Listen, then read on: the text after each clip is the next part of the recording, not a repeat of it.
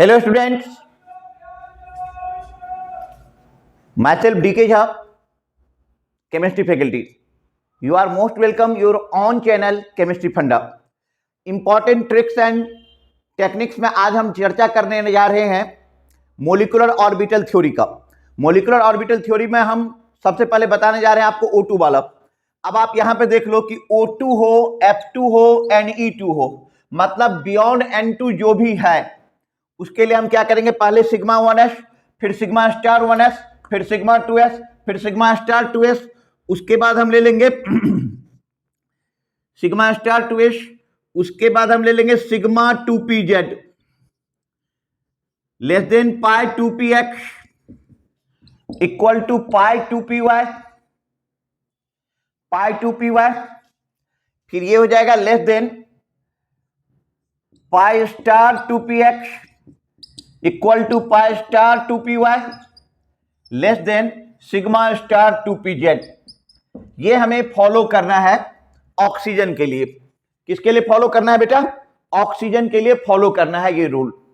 अच्छा ठीक है।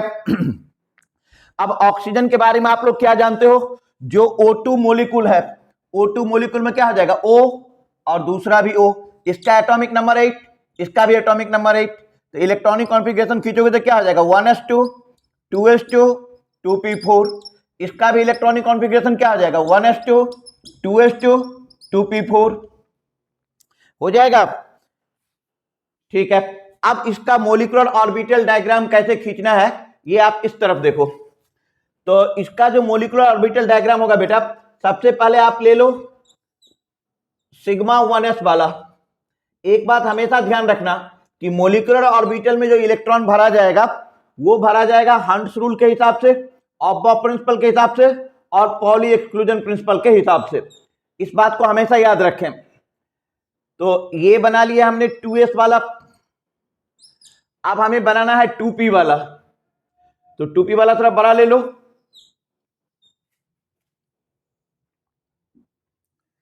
ये आ गया हमारा 2p वाला। ठीक है। अब आप यहां पे गौर करके देखें कि 1s आपको पूरी तरह से बोर्ड दिखाई दे रहा है, राइट हैंड साइड का बिल्कुल दिखाई दे रहा है। ठीक है। तो यहां पे आ गया आपका 1s और ये एटॉमिक ऑर्बिटल 1s। अच्छा, इसमें कितने इलेक्ट्रॉन है? 1s में 2, इधर भी है 2 तो भर दो। अच्छा, यहां पे आपका ये है मोलिकुलर ऑर्बिटल। इस मोलिकुलर ऑर्बिटल का नाम है सिग्मा 1s, इसका नाम है सिग्मा स्टार 1s। आप जानते हो कि सिग्मा स्टार 1s क्या हो गया? Anti bonding. तो यहां पे इलेक्ट्रॉन आ जाएगा 1 2 3 4, समझ गए? अब आ जाओ आप सिग्मा 2s वाले में। 2s वाले में ये हो गया आपका 2s, ये भी हो गया 2s, यहां पे 2 इलेक्ट्रॉन 1 2, इधर भी 2 इलेक्ट्रॉन 1 2। अब यहां पे ये बॉक्स बना लो, इसका नाम हो गया सिग्मा 2s। यहां पे ये बॉक्स बना लो आप, ये हो जाएगा सिग्मा स्टार 2s। यहां पे 1 2 3 4। अब आ जाओ 2p, इधर भी ले लो आप 2p में देखो कितना इलेक्ट्रॉन है? ऑक्सीजन में 4 इलेक्ट्रॉन है बेटा। तो 1 2 3 4, 1 2 3 4। अच्छा, 2p में आपको करना क्या है कि एक और बॉक्स बना दो ऐसे। ये जो नीचे वाला है ये है आपका sigma 2pz, this is sigma 2pz। और यहां पे 2 ऑर्बिटल है, इसका नाम है पाई 2px, इसका नाम है आपका पाई 2py। इधर हो जाएगा आपका, इस दोनों बॉक्स को ले लो, तो ये हो जाएगा पाई स्टार 2px, ये हो जाएगा पाई स्टार 2py और यहां पे आ जाएगा सिग्मा स्टार 2pz। आपके 4 और 4 कितने इलेक्ट्रॉन है? 4 और 4 8 इलेक्ट्रॉन है। आप भरना शुरू करो, 1 2 3 4 5 6 7 8, भर दिया आपने 8 इलेक्ट्रॉन। तो ये हो गया O2 का मोलिकुलर ऑर्बिटल डायग्राम। ये हो गया आपका O2 का मोलिकुलर ऑर्बिटल डायग्राम। गौर से देखना बेटा।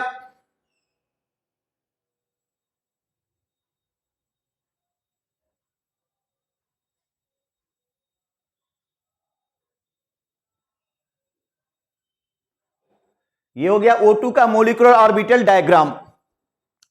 अब एक टर्म आता है केमिस्ट्री में जिसको हम लोग बोलते हैं बॉन्ड ऑर्डर।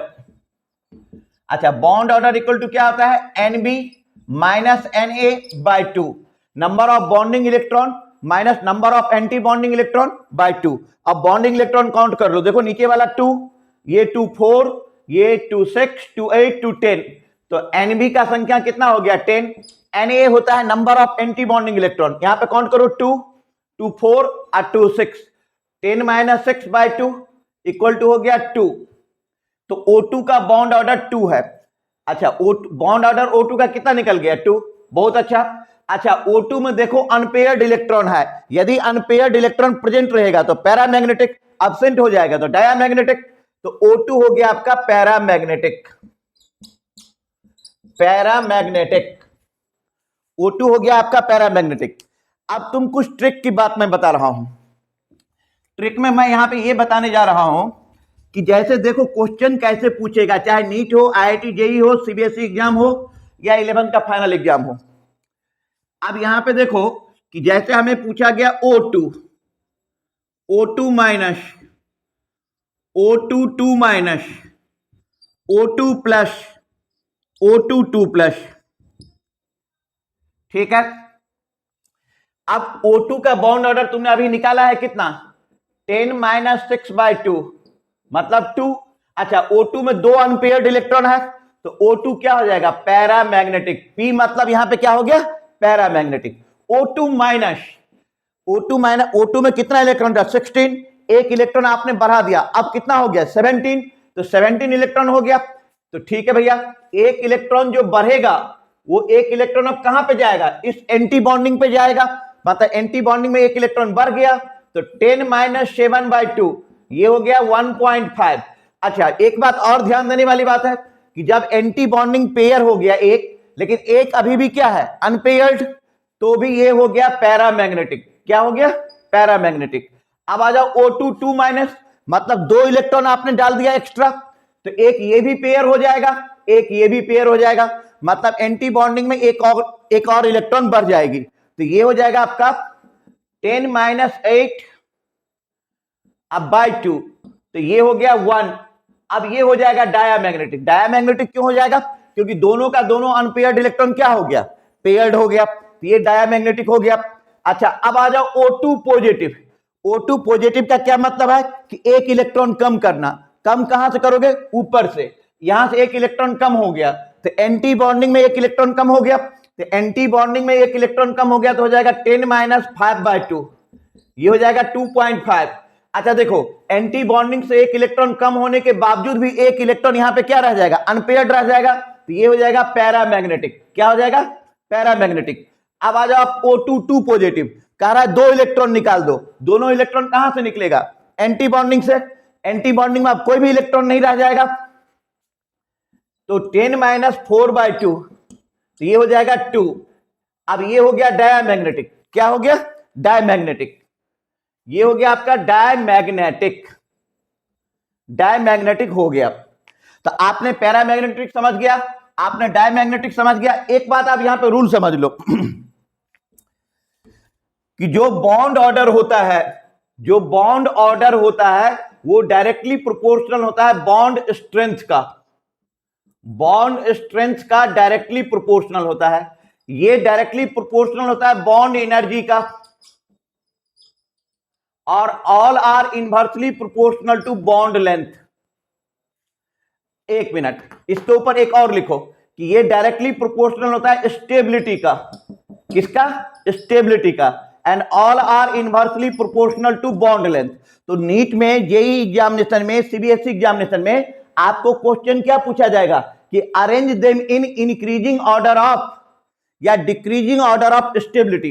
तो सबसे ज्यादा स्टेबल कौन होगा, जिसका बॉन्ड लेंथ सबसे बड़ा होगा, तो सबसे ज्यादा स्टेबल कौन होगा, जिसका बॉन्ड ऑर्डर सबसे ज्यादा होगा। तो बॉन्ड ऑर्डर यहां पर जो सबसे ज्यादा है वो किसका है, O2 पॉजिटिव का। तो आप ले लोगे O2 पॉजिटिव, ठीक है लिखते चलो, पहले लिख लो, सॉरी, O2 पॉजिटिव का बॉन्ड ऑर्डर 10-4/2 6/2 3 हो जाएगा। तो सबसे ज्यादा जो स्टेबल है वो क्या हो जाएगा, O2 पॉजिटिव। अच्छा, O2 पॉजिटिव सबसे ज्यादा स्टेबल।